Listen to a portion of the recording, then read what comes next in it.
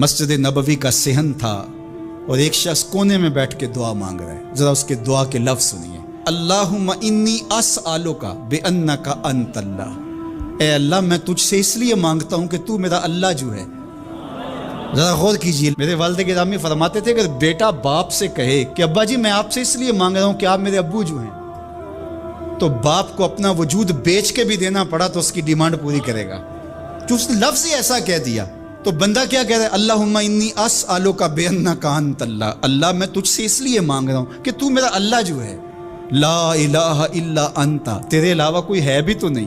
انت الاحد الصمد الذی لم یلد ولم یولد. تو ایک ہی ہے، واحد ہے، اور کوئی ہے ہی نہیں جس در پہ جاؤں، کوئی چوکھٹ نہیں ہے جہاں دامن پساروں. کر رہا ہوں یہ وہ دعا کر رہا تھا کہ میرے حضور نے سن لی.